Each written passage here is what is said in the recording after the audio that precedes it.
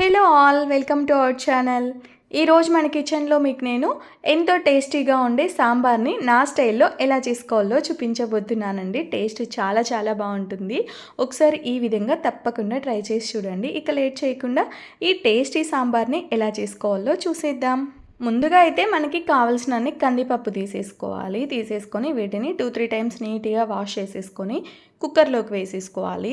కుక్కర్లో వేసుకున్న తర్వాత తగినన్ని వాటర్ కూడా వేసేసుకోవాలి. మరి ఎక్కువ వేసామంటే పొంగిపోతాయి కదండి, చూసుకొని తగినన్ని వాటర్ యాడ్ చేసేసుకొని ఇందులోకి ఇంకా కావాలంటే కొంచెం పసుపు కూడా వేసేసుకోవచ్చు. నేనైతే పసుపు వేయలేదు, ఎలాగో మళ్ళీ పోపులో వేస్తాం కదా అని చెప్పి. 3-4 విజిల్స్ పెట్టామంటే ఇలా బాగా మెత్తగా ఉడికిపోతాయి. కందిపప్పుని కాసేపు నానబెట్టుకున్నామనుకోండి ఇంకా త్వరగా ఉడికిపోతాయి అన్నమాట. నేను కుక్కర్లో 4 విజిల్స్ అలా పెట్టేశాను. ఇలా బాగా మెత్తగా ఉడికిపోయింది. విజిల్ పోయిన తర్వాత పప్పు గుత్తితో ఇలా బాగా మెదిపేసుకొని తగినన్ని వాటర్ యాడ్ చేసేసుకొని పక్కకు పెట్టేసుకోవాలి. సాంబార్లో క్యారెట్ ముక్కలు వేస్తే తినని పిల్లలు ఉంటారు చూడండి, అలాంటి వాళ్ళ కోసం ఇలా కందిపప్పుతో పాటే 2 క్యారెట్లు కూడా వేసేసుకొని పీసెస్లా కట్ చేసి ఉడికిచ్చేసుకొని మెదిపేసుకోండి, అలా కూడా బాగుంటుంది.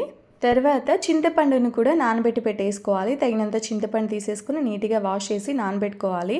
నా దగ్గర నానబెట్టింది ఇంకా కొంచెం ఉందని చెప్పి నేను కొంచెమే నానబెట్టాను, ఇంకా కొంచెం ఎక్కువే పడుతుంది.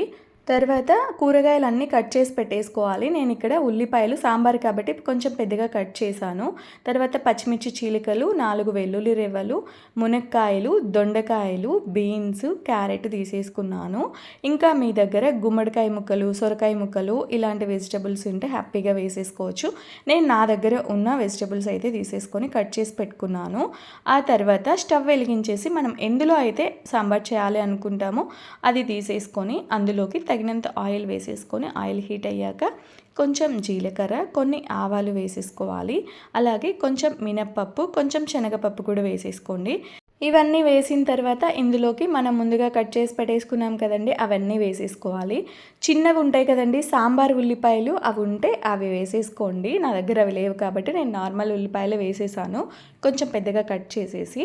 నేను ఇందాక ప్లేట్లో చూపించాను కదా, అవన్నీ వేసేసుకొని తగినంత కల్లుప్పు కూడా వేసేసాను. వేసేసి ఒకసారి ఇలా బాగా కలిపేసుకోవాలి. ఆ ఉప్పు అంతా కూరగాయ ముక్కలకి పట్టేలా ఒకసారి కలిపేసుకోండి. ఈ కూరగాయ ముక్కల్ని కాసేపు వేగనివ్వాలి. మూత పెట్టేసామంటే కొంచెం త్వరగా మగ్గిపోతాయి. కాసేపు అలా మూత పెట్టేసి తర్వాత మూత తీసేసుకొని ఒకసారి కలిపేసుకొని ఇంకా కొంచెం సేపు వేగనివ్వండి. కొంచెం సేపు వేగిన తర్వాత ఇందులోకి టొమాటో ముక్కలు కూడా వేసేసుకోవాలి. 3 టమాటాలు తీసేసుకొని నీట్గా వాష్ చేసేసి ఇలా పొడవుగా కట్ చేసేసాను. ఈ టొమాటో ముక్కల్ని కూడా కాసేపు వేగనివ్వాలి. ఈ టొమాటో ముక్కలు వేగేలోపు మనం ముందుగా వేసుకున్నాం కదండి కూరగాయ ముక్కలు, అవి కూడా ఇంకా కొంచెం వేగుతాయి. ఇలా వేగిపోయిన తర్వాత ఇందులోకి చింతపండు గుజ్జు వేసేసుకోవాలి. నానబెట్టిన చింతపండు ఉంటుంది కదా, దానిని బాగా మెదిపేసి తొక్కలంతా పక్కకు తీసేసుకొని ఆ రసం వేసేసుకొని కొన్ని వాటర్ కూడా యాడ్ చేసేసుకోవాలి. ఇవి ఉడికించడం కోసం అండి, కాసేపు ఉడికించాలన్నమాట ఈ కూరగాయ ముక్కల్ని. ఈ చింతపండు రసంలో మూత పెట్టేసామంటే కొంచెం సేపు ఉడికిపోతాయి. కూరగాయ ముక్కలు ఉడికే వరకు ఉడికించిన తర్వాత ఇందులోకి తగినంత పసుపు, 2 స్పూన్స్ అలా సాంబార్ పౌడర్ అనమాట. ఇది ఇంట్లో చేసిందే, మన ఛానల్లో ఉంది, ఎలా చేసుకోవాలో లింక్ డిస్క్రిప్షన్లో ఇచ్చేస్తాను. తర్వాత 1/2 స్పూన్ ధనియాల పొడి, 1 స్పూన్ కారం అండి, తగినంత కారం వేసుకోండి మీరు తినే కారాన్ని బట్టి. 1/2 స్పూన్ గరం మసాలా, తగినంత కల్లుప్పు కూడా వేసేసాను. కూరగాయలు వేయించేటప్పుడు కల్లుప్పు కొంచెం వేసాను కదా, అది చూసుకొని యాడ్ చేసేసుకోవాలి. సాల్ట్ వేసేటప్పుడు కొంచెం జాగ్రత్తగానే వేసుకోవాలండి, ఎక్కువైతే అస్సలు తినలేము కదా, చూసుకొని వేసేసుకోండి. ఇందులోనే కొంచెం ఇంగువ కూడా వేసేసాను. కొంచెం ఇంగువ వేసేసుకుంటే ఫ్లేవర్ చాలా బాగుంటుంది. ఇవన్నీ వేసిన తర్వాత కాసేపు వేగనివ్వాలి. కూరగాయ ముక్కలకంతా ఈ పౌడర్స్ అన్నీ బాగా పట్టి చప్పగా లేకుండా టేస్ట్ చాలా బాగుంటాయి కూరగాయ ముక్కలు కూడా. కాసేపు వేయించిన తర్వాత ఇందులోకి ఉడికించుకున్న కందిపప్పు వేసేసుకోవాలన్నమాట. నీళ్ళు కూడా వేసి పెట్టుకున్నాం కదండి రెడీగా, అది అలానే వేసేసాను. ఇంకా కొంచెం వాటర్ యాడ్ చేశాను అనమాట. మీరు తినే చిక్కదనాన్ని బట్టి మీరు వాటర్ యాడ్ చేసేసుకోవచ్చు. అంతా కలిసేలా ఒకసారి ఇలా బాగా కలుపుకొని ఈ స్టేజ్లో సాల్ట్ కూడా చెక్ చేసుకోండి. తక్కువ అనిపిస్తే వేసుకోండి, సరిపోతే అవసరం లేదు. అలాగే కొంచెం కొత్తిమీర, ఒక 4-5 పుదీనా ఆకులు కూడా వేసేసుకోండి, చాలా బాగుంటుంది. కొత్తిమీరతో పాటు 4-5 పుదీనా ఆకులు వేసుకున్నాం అనుకోండి, ఫ్లేవర్ చాలా బాగుంటుంది. నాకైతే చాలా ఇష్టం అనమాట, అందుకని 4-5 పుదీనా ఆకులు వేస్తాను, ఎక్కువ అవసరం లేదు.